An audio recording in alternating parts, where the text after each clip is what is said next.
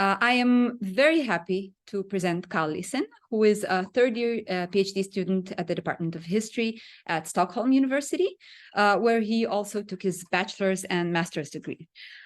He was also affiliated with the Stockholm Medieval Museum for 8 years, and spent 3 months in Israel last year doing some field research for his ongoing thesis. His main research interests concern cultural history, history of materiality, and interdisciplinary approaches. And today we will be hearing from him about Pilgrims' approach to Aceldama and how it's perceived in the accounts, in Pilgrims' accounts between 1300 and 1690, I believe is the time frame. Yes. So Karl, the floor is all yours. Let's just see.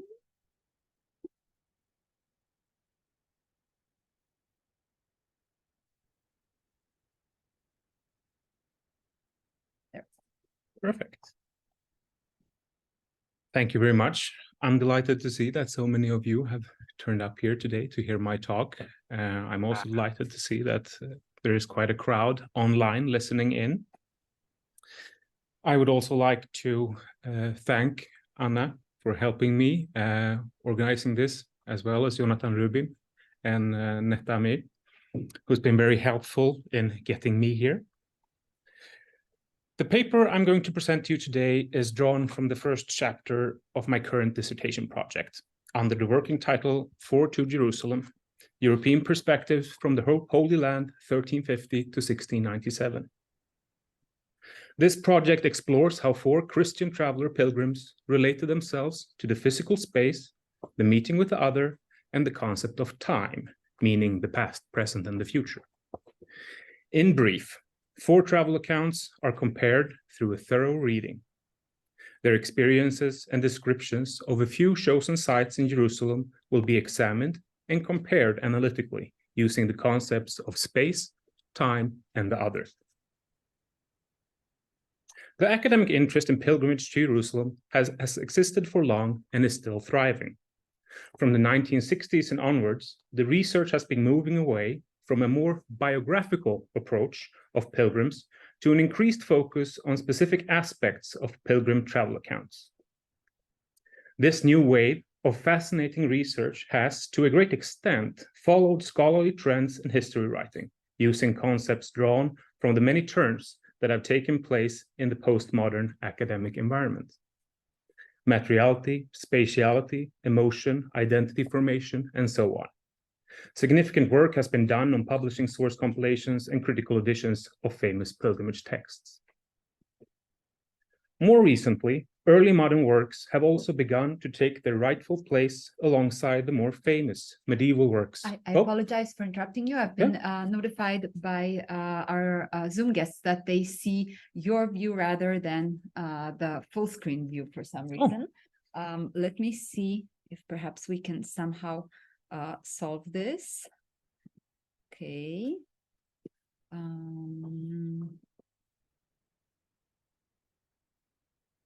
Okay, fixed. Is it done? I don't know what I did, but it's working. Yes. Thank you. Sorry about this. No problem, no problem. Yeah. More recently, early modern works have also begun to take their. Still the wrong view. I don't know why.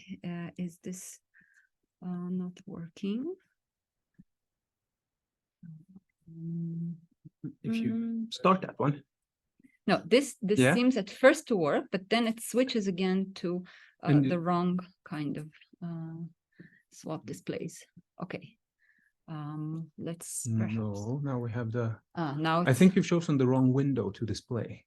It should be the monitor window. That could be. Now it's perfect. Oh. Yeah, but it was sorry that sorry everyone for this malfunction. Let me see if we managed. Okay, but now we see the wrong kind of display. Yeah, but stop the sharing. Start the slideshow. And then I see. Okay, but then I can't I can't access my, no. Let's do this. No, there's no way to, at least not on the Mac. Let's see if I start, if I at least do this. You share the screen, not only the presentation. I am sharing the screen. Okay, but this is share screen. This is presentation. You mean like do this and then this? Okay. No, but now we still see the annotations. Someone a Mac person here? Perhaps, you know, Yeah. by all means, please do. Zoom is great. There's always the technology. Apologies for the technological difficulties. We are not.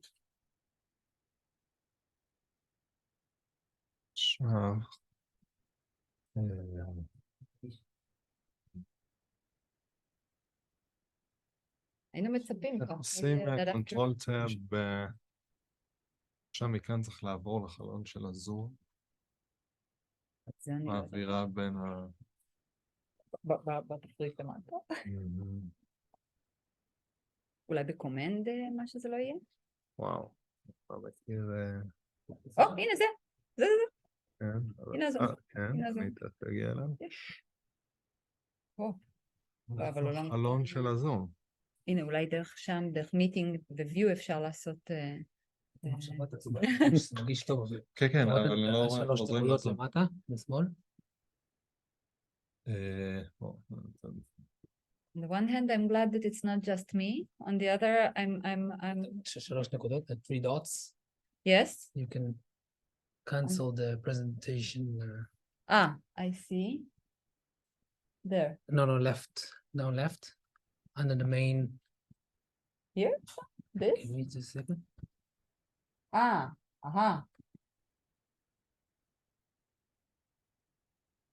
Swap this place. Yeah.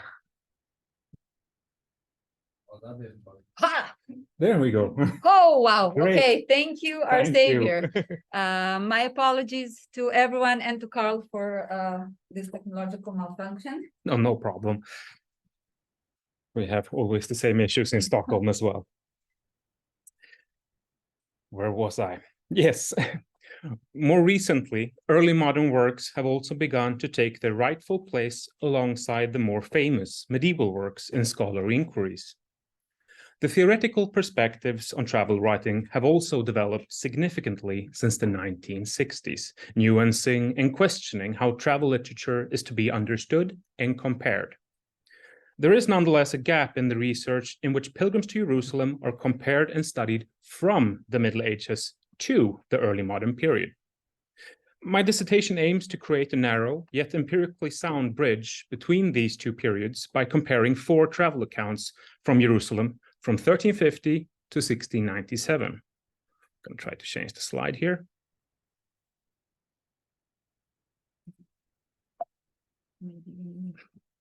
No? Oh, there we go. There we go. The first of my accounts is the Italian Franciscan Niccolò da Poggibonsi. There is the Swiss Dominican Felix Fabri, the devout German Lutheran doctor Leonhard Rauwolf, and the Anglican priest Henry Maundrell. The comparative micro-perspective of this research aims to shed light on the personal experience of Jerusalem, as well as processes of change or continuation in perception and understanding.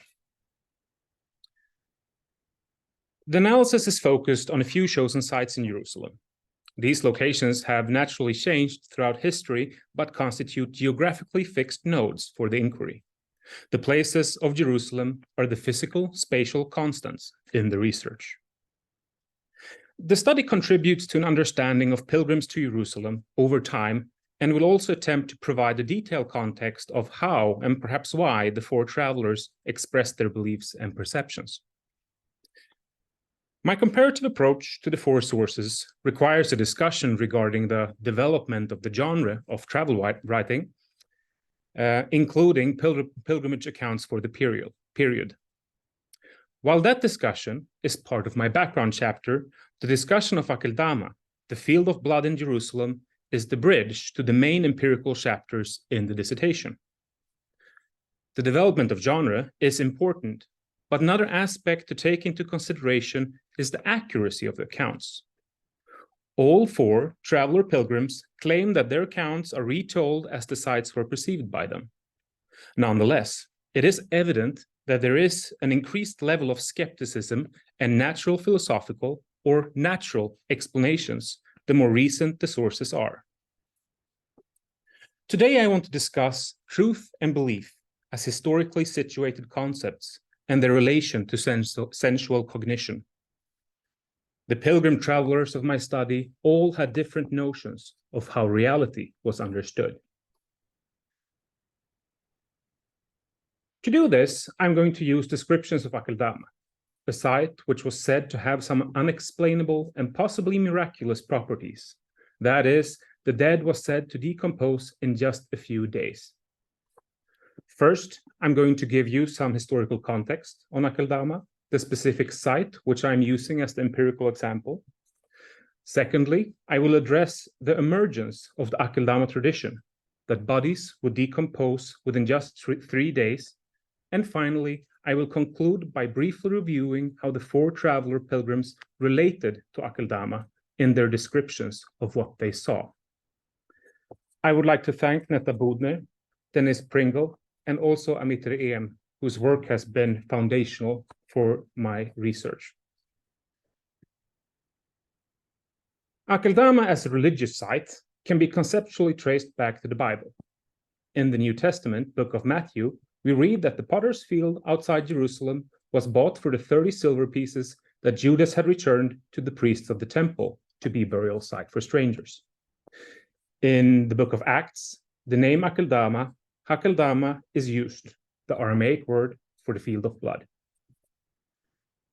Jerome in the 4th century located the site at its present location, and it was used as a burial site for strangers and pilgrims during the 6th and 7th centuries. The surviving ruins of the charnel house on site are of a later date.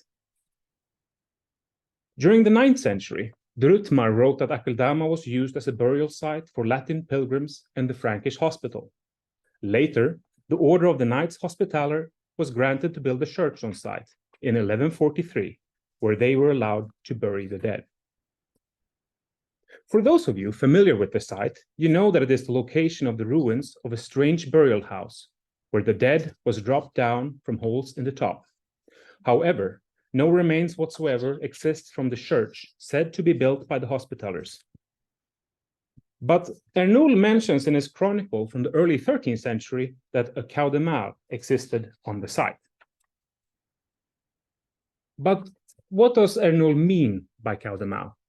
Could this be a burial structure of sorts, a graveyard in general, or just a version of the French champ de mars, that is, the field of blood or field of war?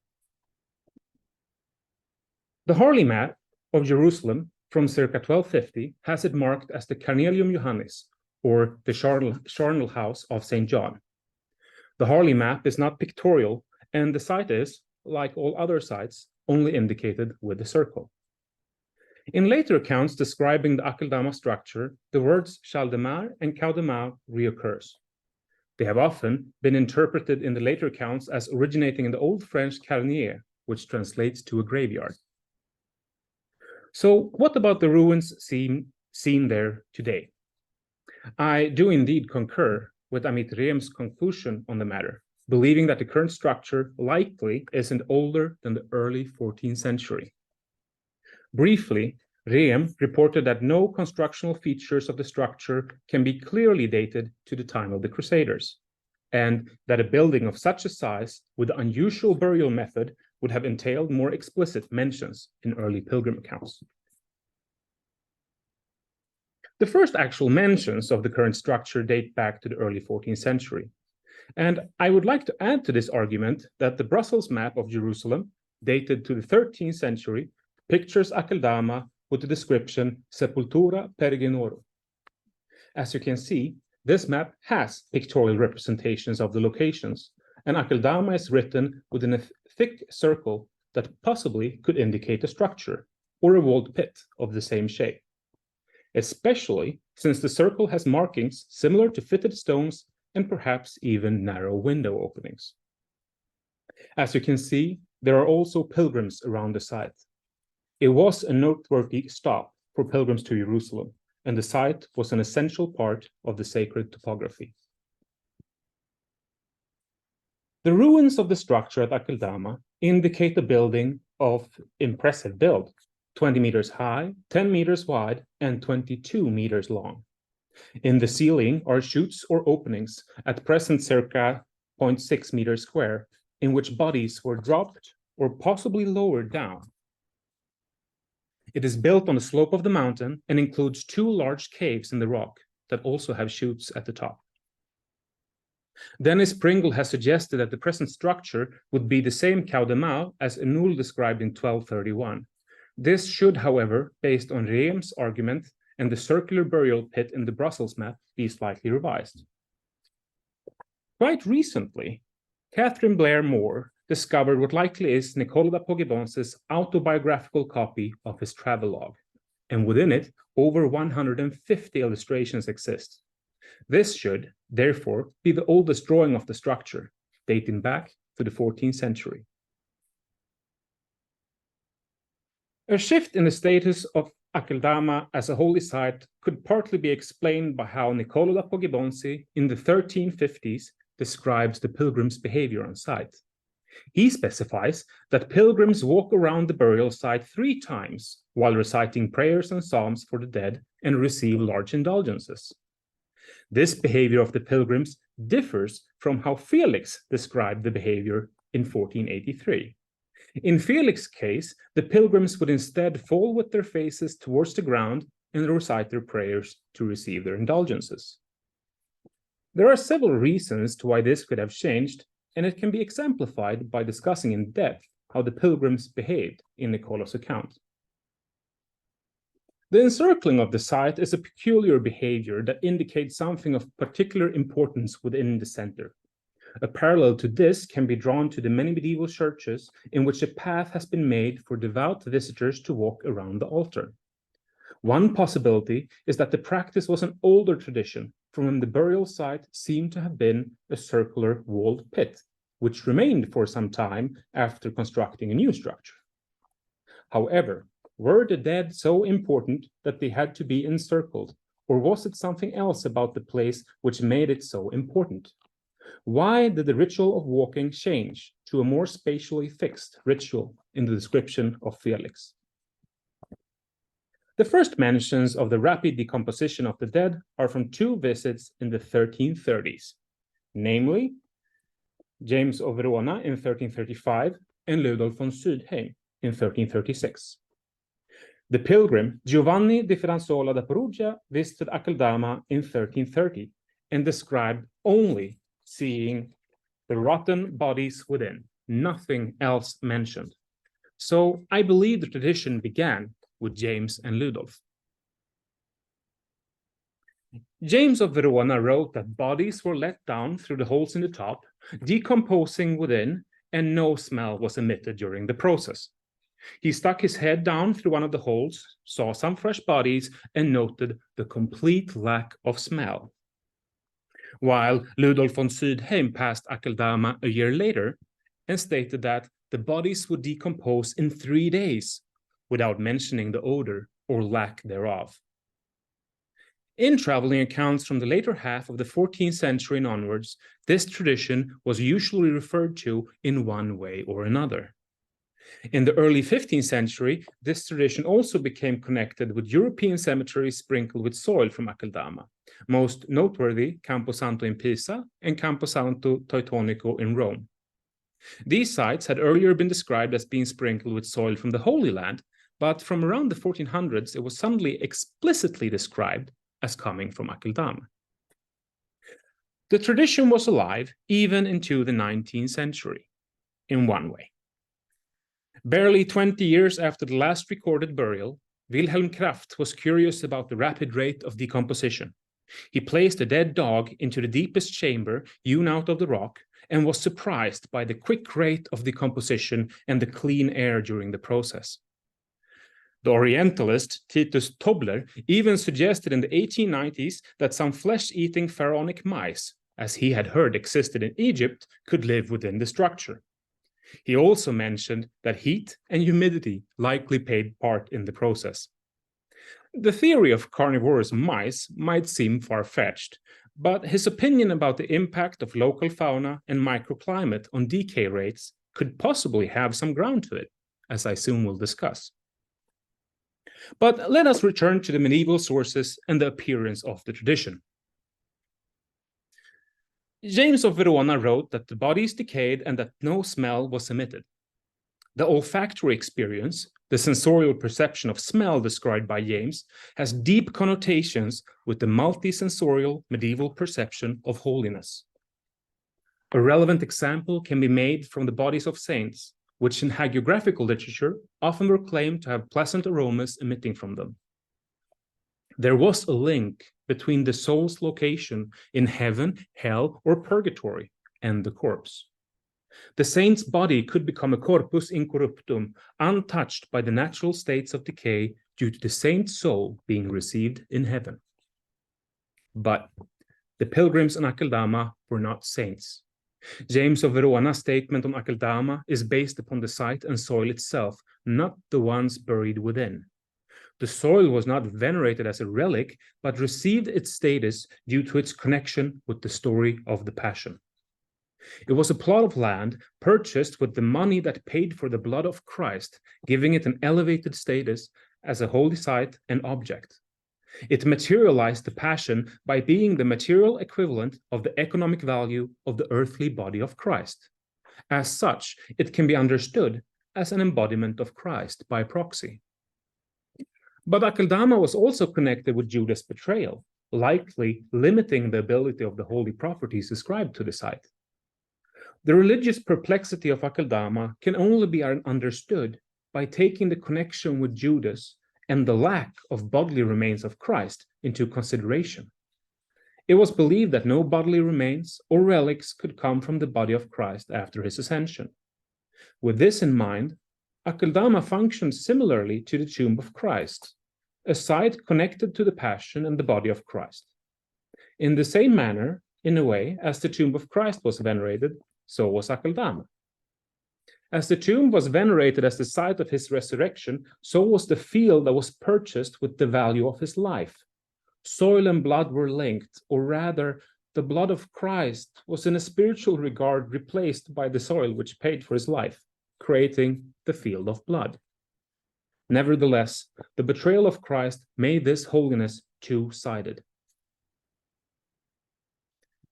The tradition might have started with James of Verona in 1335, but the version that seemed to have taken hold is the one of Ludolf von Sydheim. He wrote nothing about the smell, but that the bodies would decompose fully within 3 days, leaving only the bones. Stench or foul odor is sometimes mentioned in the sources. The pilgrim, Niccolò da Poggibonsi, who visited in 1394, wrote about a large number of recently buried pilgrims. He could not even inspect the structure due to the stench of the dead. Another Russian account from the 1640s mentions how substances were poured through the holes to hide the smell of decay.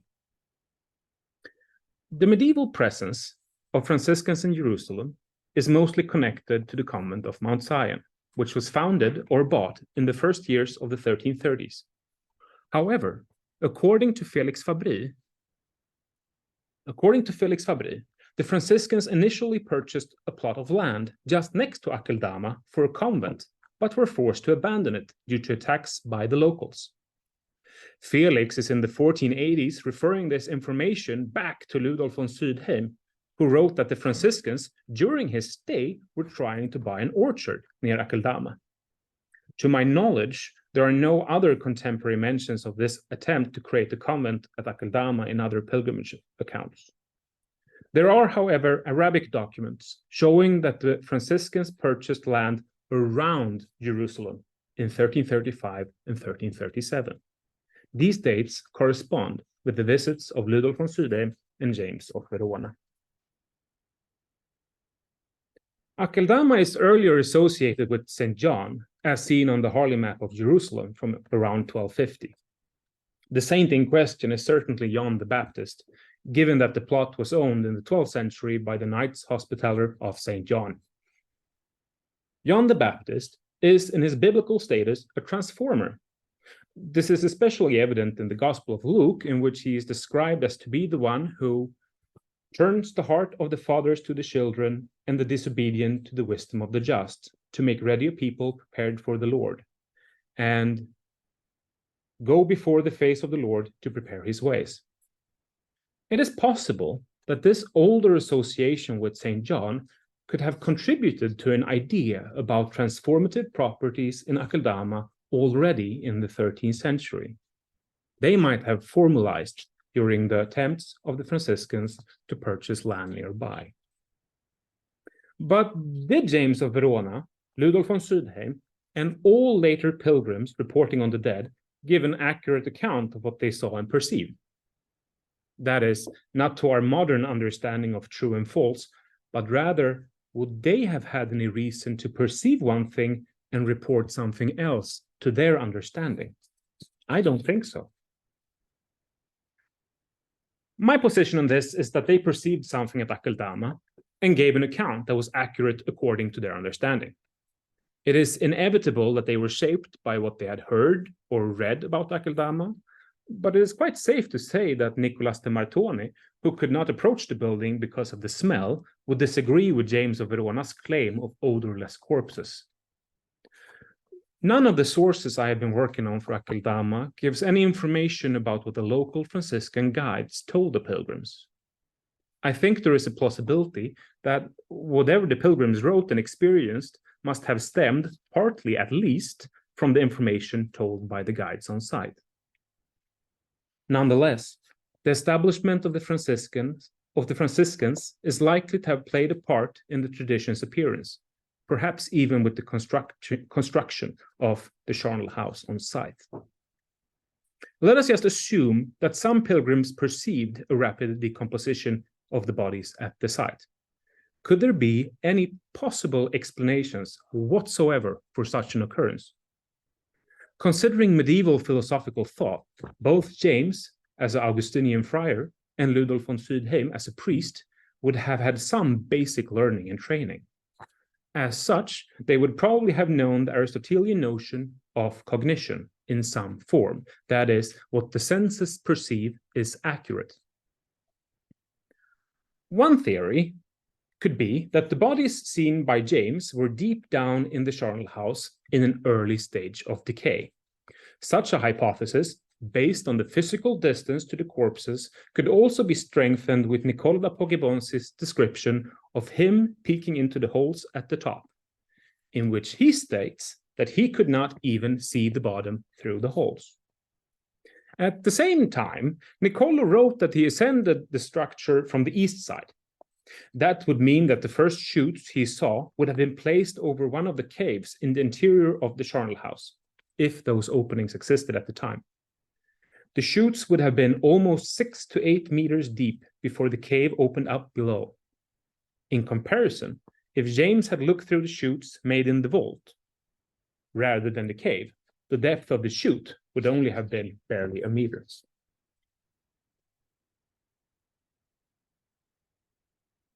The decay of the human body is often divided into 5 different stages, and I should add that this part of the presentation is quite gritty. Initial decay is when the carcass still looks fresh externally. Putrefaction is the bloated stage when liquefaction of the body begins. Liquids leaving and seeping out, gases and odors of decay. Active decay is when the body collapses from the gases and strong and foul odors follow. Exposed skin is being blackened, and so on. When insects have removed most of the flesh from the carcass comes advanced decay. In this stage, the body is being reduced to cartilage, skin, and bones. And finally, skeletonization, where only the bones from the body remain. This process is called putrefactive decomposition. Taking the Pilgrims' descriptions into account, it seems evident that the natural process of decay is not on par with the properties assigned to Aceldama. One could postulate that the bodies were in the early stages of active decay, not yet omitting any foul odors, when James of Verona peeped down his head in 1335. Furthermore, the massive height of the building, 16 meters deep internally, would likely have created some distance between the bodies and James at the top of the vault. But very few other, if any, medieval Latin authors repeated the statement that the bodies did not smell. The human body's rate of decay depends on several factors. Temperature, humidity, and oxygen play essential parts. An aerobic environment, which is dry and rich in oxygen, speeds up the process significantly due to the microorganisms that thrive under such circumstances, while also increasing the pH rate. High values of hydrogen peroxide, pH, contribute to a faster rate of decay. This contrasts with an anaerobic environment without oxygen, which is common in dug burials in soil. Amit Rehm wrote in his archaeological report on Aceldama that the layer of unslaked chalk was found in the bottom of the charnel house in an earlier, inattentive archaeological excavation in the 1890s. Unslaked chalk, which is very high in pH, dehydrates a corpse and was frequently used in medieval burials. Additionally, the walls of the charnel house are made out of lime, further contributing to a high pH value of the building's microclimate. Felix gives an eyewitness account of the conditions in which the dead lay within the structure. He specified that he could see 5 fresh corpses lying among the bones. This is an essential clue to the decay rates in the structure. In burial conditions, as described by Felix, the bodies are being placed in a well-ventilated environment on all sides, being placed among and likely on top of a mass of bones. That would constitute a distinct aerobic burial matrix. The small amounts of water that could have dripped into the building would quickly have drained through the mass of dry bones. The roof on top of the structure would also have protected against rain, despite the many openings.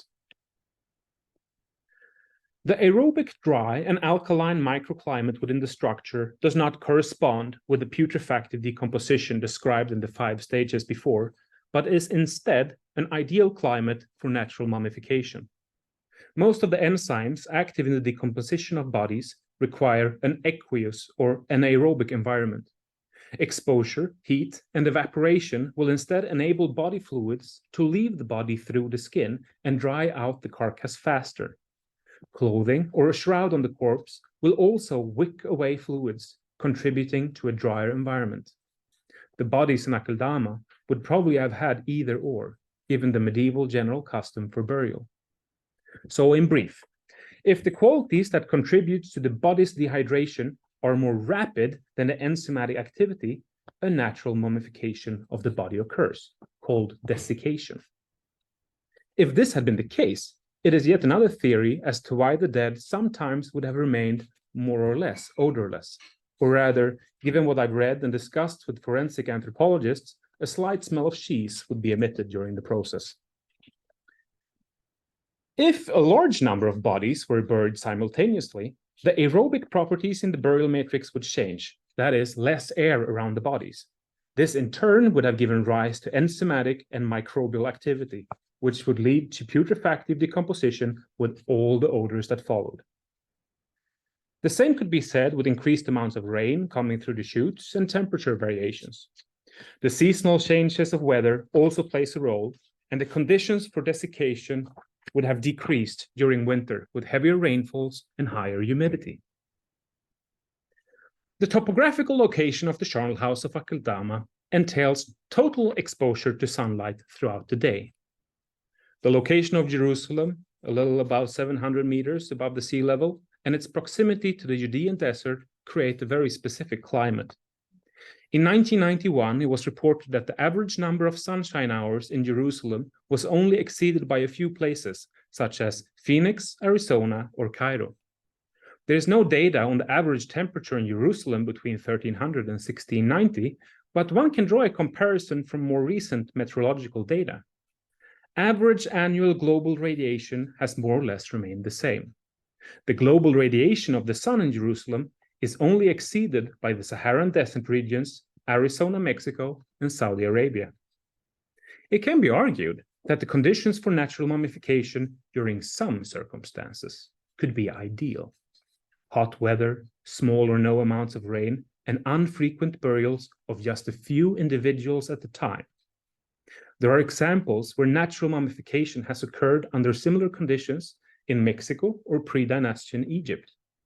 The crypt mummies from Guanajuato, Mexico, became desiccated due to the dry mountain air while being buried in above-ground burial vaults of limestone. Forensic evidence suggests that such a process could occur rapidly, in just 2 weeks under ideal conditions. James of Verona's olfactory experience could have been affected by the distance to the bodies. Possibly, his visual perception was so as well. The mummified remains below might have appeared to be fresh corpses while being significantly older. But Felix refers to the bones lying bare in the structure, not preserved bodies. It is known that mummified remains attract insects or vermin of different kinds. Maybe not the kind of mice that Tobler imagined, but arthropods, mites, and dermistids, skin beetles. An infestation of these might lead to large and significant openings in the body cavities, increasing the possibility for further and faster decay. The dermistid, in particular, can inflict significant damage on mummified remains. On the webpage of California Academy of Science, a video can be seen in which a colony of dermistids completely strips a sea otter skull of flesh and tissue in only 4 days. Much older graves from Manhattan and Jericho have had bones showing significant damage from dermistids, which is also known to only target exposed remains. But several kinds of dermistids exist in Israel. I think over 43 different kinds. If burials in Aceldama were frequent, the burial structure might have housed a significant colony of beetles. Traces of dermistids can sometimes be detected on bone material, which would be something to consider in future archaeological inquiries. The process of desiccation or mummification is dependent on the microclimate within the structure and would likely not occur without the structure existing. Such a possibility supports the notion that the present structure was erected in the early 14th century. But this is indeed just a speculative hypothesis, and it does have some flaws. Dermistids are dark and quite large. Were they not seen by the onlookers? And also, a naturally mummified corpse can look quite gruesome. On the other hand, the depth and darkness would have impaired the vision from the shoots. But if we assume that the medieval pilgrims reported on what they perceived with their senses, we can move on to how the 4 pilgrims in my dissertation reported on Aceldama. Niccolò visited Aceldama in the spring of 1347. Felix Fabri visited with a large group of pilgrims and Franciscans in July 1483. Leonhard Rauwolf passed the site briefly in September of 1575, with a smaller group descending from Zion, and Henry Maundrell passed in April 1697. The descriptions of the 4 pilgrim travelers differ in length. Niccolò is brief in his descriptions, just a few sentences, which is quite normal in his case. Felix Fabri writes around 2 densely written pages, quite long in detailed description, as is usual in his style. Leonhard is only dedicating 2 phrases to Aceldama, which is a bit strange, because he usually writes longer, while Henry Maundrell writes a few paragraphs. There are similarities and differences in their descriptions. They all refer to the biblical background of the site, although Leonhard refers mostly to the Old Testament for the surroundings. His brief description focuses on other points of interest seen from Aceldama. It seems that the Aceldama burial structure was of very little interest to him. The 4 pilgrim travelers of my study situate Aceldama in the landscape, and everyone describes the size of the structure except for Leonhard Rauwolf, who only mentions the chutes or openings at the top. but how do they position themselves in regard to the tradition of rapid decomposition? Niccolò wrote that he looked through the 6 openings or windows, or he looked through one of the openings at the top, but could not see the bottom. He does, however, add the quite cryptical description afterwards that neither bone nor skin appears of the dead within. It might appear strange that Niccolò does not report on the rapidly decomposing dead at Aceldama. But if we assume that the tradition began with James of Verona and Rudolf von Sydheim, it is doubtful whether Niccolò knew of their accounts at all. We don't know when Rudolf's travelogue was finished, but he was active in Germany. James of Verona was geographically closer to Niccolò, but his travelogue was finished in 1350. That is 1 year after Niccolò's return home and 3 years after Niccolò visited Aceldama. Niccolò, as a Franciscan, spent significant time in Jerusalem, a few months. It is possible that the local Franciscans knew that the conditions of decay would flutter, given the weather and the number of simultaneous burials. Perhaps the tradition was spread mainly through text and shaped the expectations of pilgrim travelers staying in the Holy City for just a few days. There is, however, that last cryptic statement on the bones and the skin. Moving on to Felix, who took a particular liking to the area. He also looked down the holes and saw therein 5 fresh human corpses among dry bones. He refers explicitly to Rudolf von Sydheim from 1336 and writes, "Of this field they say for certain that the thrown-in bodies of the dead are straightway reduced to dust within 3 days, and nothing but the dry bones remain." Felix's account is in this regard fascinating. He refers to them in the third person dikunt. His own description could support the idea of the rapid decomposition, but he does not describe it to be true based on his own perception. He saw 5 fresh corpses among the bones. His visual description suits the tradition, but he does not claim to have witnessed the whole process. He relates the tradition to what they have said. Dikunt. Leonhard Rauwolf does not mention the tradition at all in the 1570s. He is only describing how he saw buried bodies. I don't think Leonhard Rauwolf knew of the tradition. His tour group in Jerusalem was small, maybe only a handful. He also mentioned how he, on Mount Zion, lingered behind the group, being so superstitiously passionate in their Catholic faith. He would also have been very critical of the information given by the local Franciscan guides, if he even listened to everything they had to say. I believe, after working with Leonhard's text for over 2 years, that he, as a doctor, herbologist, and skeptical Lutheran, would not have passed an opportunity to polemically discuss such a strange phenomenon if he had heard it from a Catholic. His quite detailed descriptions of what can be seen from Aceldama as a viewpoint could indicate that he was rather taking in the views than taking an active part in the tour at the site. Henry Maundrell describes the tradition in a way that I think is more relatable to us. The corpses are let down into it from the top, there being 5 holes left for this purpose. Looking down through these holes, we could see many bodies under several degrees of decay, from which it may be conjectured that this grave does not make that quick dispatch with the corpses committed to it, which is commonly reported. He describes how his visual impression led him to a conclusion, despite what was commonly reported. From this can be drawn that he both knew of the tradition, but decided to disregard it, based upon his own observation. Using Aceldama as an empirical case for cognition and perceived reality do hopefully shed some light on how the pilgrim travelers describe what they perceived. The nuances in their descriptions are quite easy to identify, but complicated to pin down and understand. The 2 main pilgrim travelers in my study that are discussing Aceldama are Felix Fabri and Henry Maundrell, and it is evident that they both related to what they saw, yet also referred to others while doing so.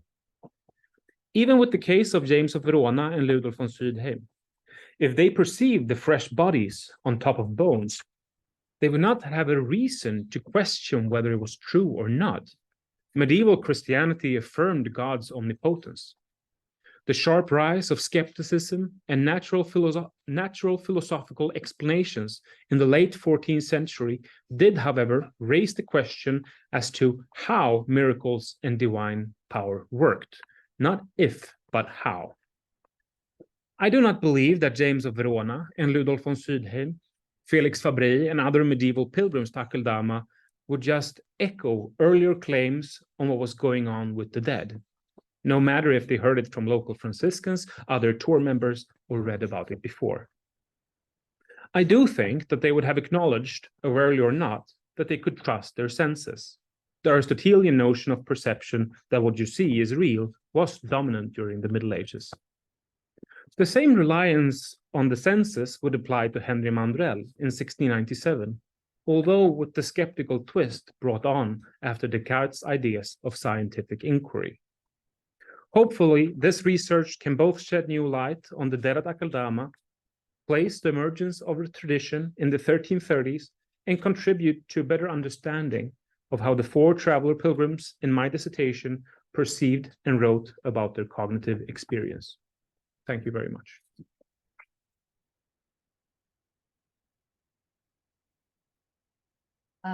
There you go. Okay.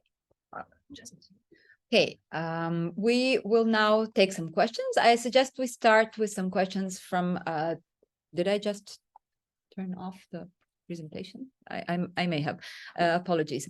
I suggest we start with questions from those present in the room, and then please let me know on the chat if you would like to ask questions, and we'll turn to the Zoom slightly later on. Okay. Anyone wants to jump in? Was it? Quick question. Curious about the practice of drawings, like lowering bodies into false brains. Was that common in practice at that time in Jerusalem or the area? It's very unusual. And there's been some discussions on how this practice actually, how it was done. If they, and I think Amit Riem wrote about it quite a lot, because it's strange. I know that in the 17th century, they actually had a little door on the side and would place the bodies inside the charnel house, and you would be able to look down through the top. And it's possible that such practice existed already in the 14th century. Niccolò da Poggibonsi does actually say that there is a door on the side of the structure, but he does not mentioning anything about it. So it's very strange. But the practice was only in Aceldama. Yeah, it's very at least within in the Catholic Protestant framework. Anyone find any explanation of this? No, that's why it's so strange, and because it seems a bit brutal to just drop them down in that way. So no, it's very unusual. Was it a burial ground for only for pilgrimage? It shifts quite a lot, and it depends on who was controlling the site. I think the last ones to control it was the Armenians. So the buried have differed quite a lot, but it seems that at least from the 14th century and from the Latin Kingdom, it was a Christian burial site. Two questions. So when you say drop, you mean literally drop, right? Would the corpse be damaged then, like from the offset? Yeah, that's true. Yeah. Yeah, so it doesn't really make sense that they would have just been dropped. Lowered could also be, I think, plausible, but we don't really know. No one is giving any length to this actual practice, how it is done. They're only describing looking down and seeing the bodies. I think maybe there could be a policy system to lower and have similar bond there. There was a discussion if that was the case in the, I think it is the 17th century, which that they would have some kind of lever lowering a casket. I think there's an eyewitness account from the late 16th century who says that they lower down people from a box in a way. But yeah. And the second question, so from the forecast, why did you choose also to focus on Leonhard? Because he was, as you said, not really, he supposedly didn't know the tradition, he didn't even really care about the site, and it's not very typical for his writing. Like, why he? It seems like he didn't care at all about the place. Wouldn't it be better to find someone who did more invested in it? I mean, I'm comparing these four travelers because they've all written about Jerusalem in a very subjective manner. And I think Leonhard is quite unique because he's a very devout Lutheran. I mean, he's a really active Lutheran. And when he's in Damascus on his more scientific and mercantile journey, he decides that I want to see Jerusalem. And he's doing all these points from a very Protestant point of view, I would say, that is very rare to find, because he's standing behind the Catholics and he's not just othering the many groups in Jerusalem, but he's othering the Catholics too. So I think his account is really widening the scope of the four travelers. And I would say Henry Maundrell, I mean, he's Anglican, so he's not Catholic either. But it's more for me that these four travelers, the two first are Catholics, but to me the notion is that suddenly there's a possibility when there is the divide within the Catholic Church and Reformation that you can have other thoughts as well. So to include that different viewpoint that wouldn't have existed 400 years before, I think that's why I chose Leonhard. Okay, thanks. May I ask you quickly? Yeah, I'm sure. abused Yeah. by, right.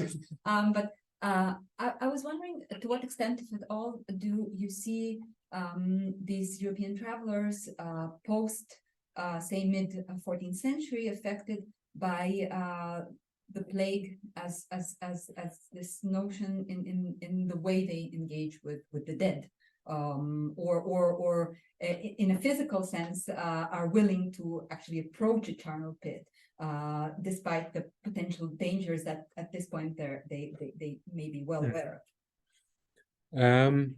Niccolò is a bit strange in that, because I just worked on it before I came to Israel here, because he is, it seems, on the border of the spread of plague constantly. I mean, he travels the entire Eastern Mediterranean region, and he just misses it. It seems like it's very strange. It's odd. I mean, I don't think it's going to be a big part of my dissertation, but it's going to be a note at least that he is seemingly not encountering plague.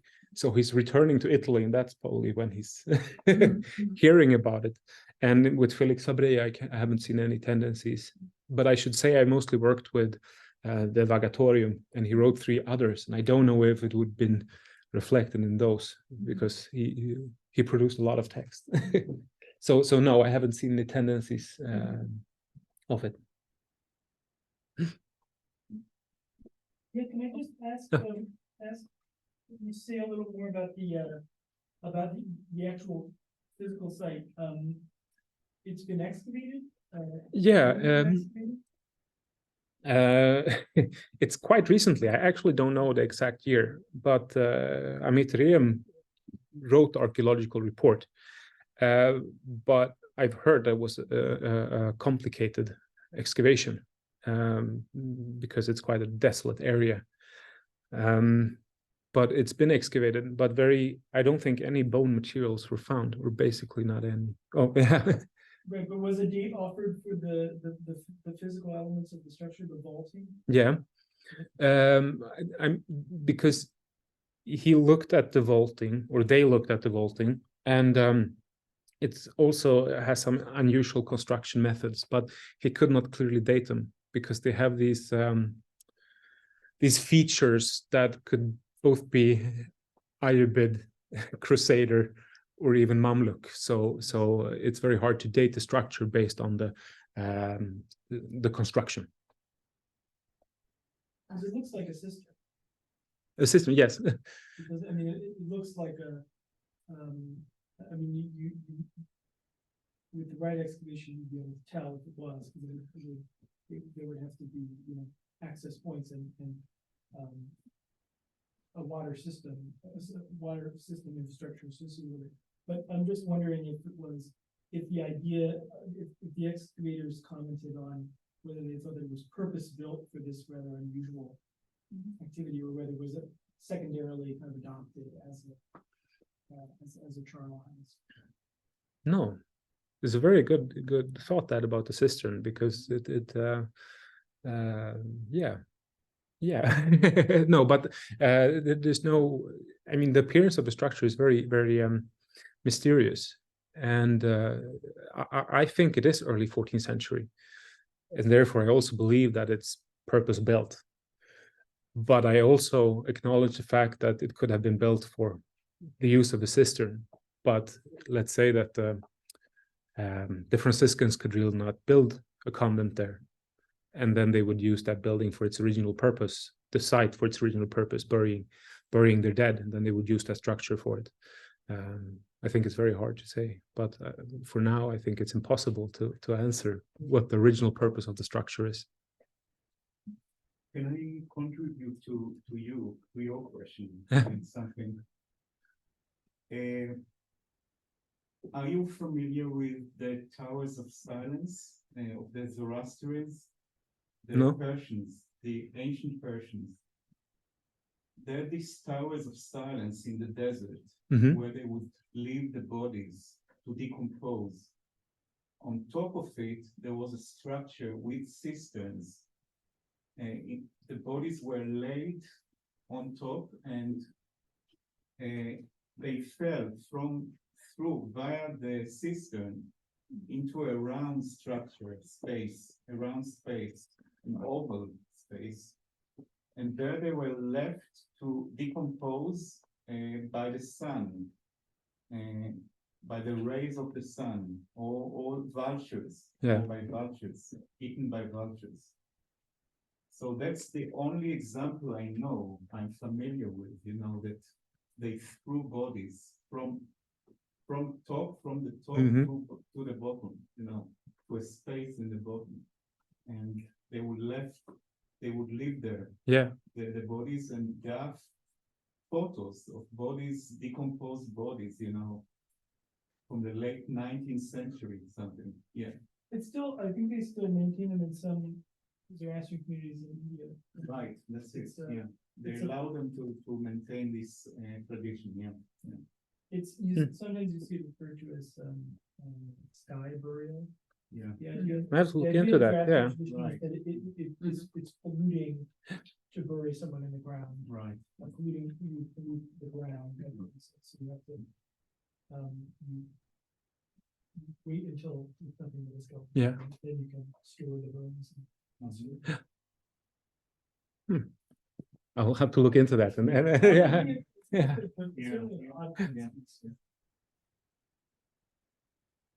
Yeah. Okay, I think we have also a question on Zoom. So we have Dylan asking, is there any significance in the length of time for the rapid decomposition reported in the tradition, 3 days, like the resurrection?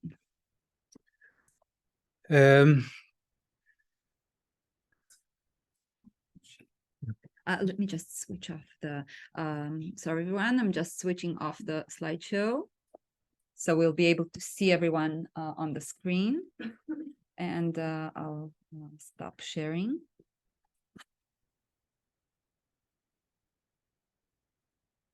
Sharing? Okay.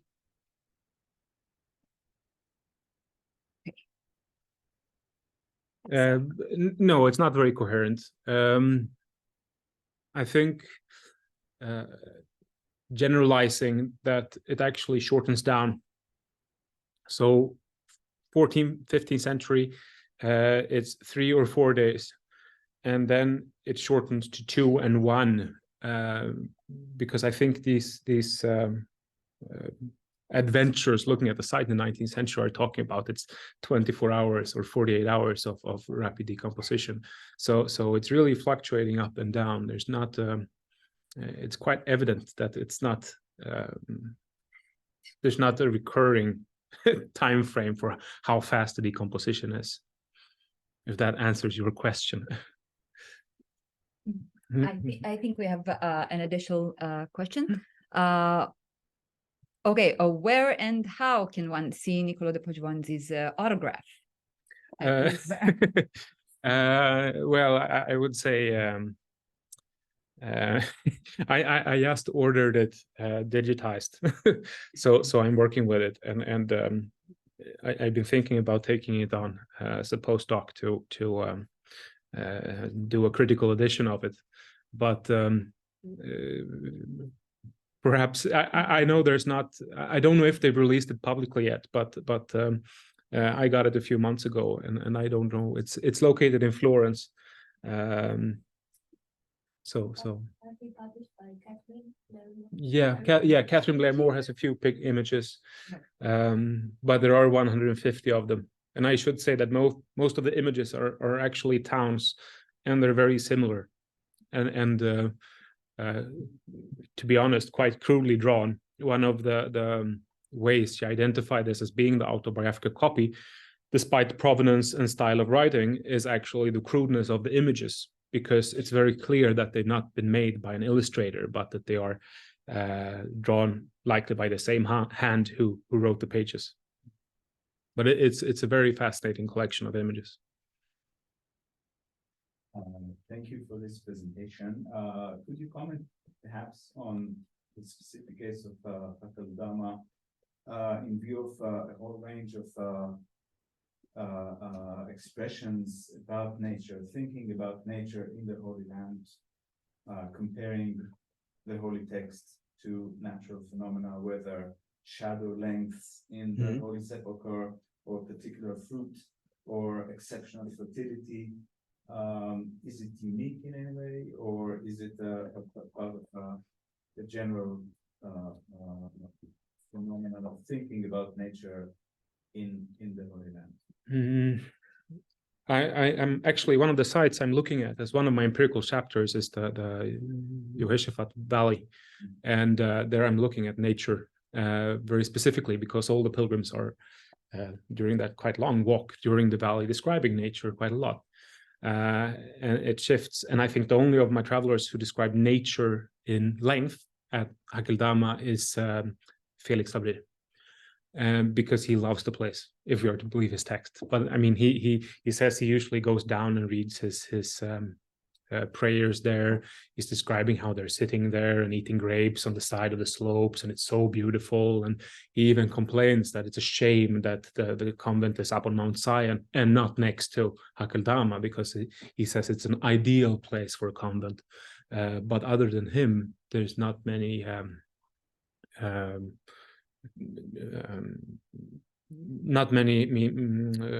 descriptions of nature. It's more about topography, how they placed different hills and the sites in location to Aceldama. So it's a very small place in the travelogues and the travel accounts. There's another question on Zoom. No. Okay, additional questions, people on Zoom who would like to ask something, or in the room for that matter? Yeah, I have a question. Okay, go ahead. Okay. So about the structure of your argument, you give this very contemporary, convincing to me at least, a possible explanation to the natural phenomenon examined. But then when you reach Maundrell, it disappears. So what happened? Or and is it worth it at all to explain it naturally if Maundrell doesn't observe it? I decided to briefen that part of the presentation because it's 40 minutes already, because what I'm doing in my chapter is that I'm discussing quite a bit, because in general, if looking at larger passages of text from these travelogues, there is that recognizability in Henry Maundrell's text in comparison to the one of Niccolò's. That is the style of writing, that is the way of using the self as the creator of the argument and the provider of true information. And I'm discussing more how it's quite clear that he went to Oxford in the late 17th century. His idea of science is more similar to ours than Niccolò da Poggibonsi's idea of science, if we even can call it science, because it should rather be natural philosophy, because that's the contemporary term for it. So in my chapter, I'm discussing it a bit more at length, what it is in Henry Maundrell's text that makes it recognizable to us, and compare it to the earlier travelers, what are making them different, to kind of create this understanding of how perception and reality is entangled. I think we have another question here. Okay, Netta is asking if any of the pilgrims also mention a nearby church, and if so, how do you view the relationship between the two buildings?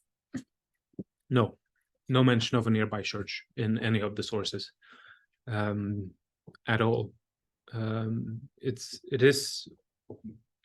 Yeah, I can conclude there actually there's no mention to a nearby church. They refer to the convent of Mount Zion, the hiding caves of the apostles, and the spring of the Virgin, and also the tree where Judas is said to have hanged himself. And these are kind of the sites that they are relating Aceldama to in the landscape. Rauwolf exempted because he is using Old Testamentical texts to situate Aceldama in the landscape.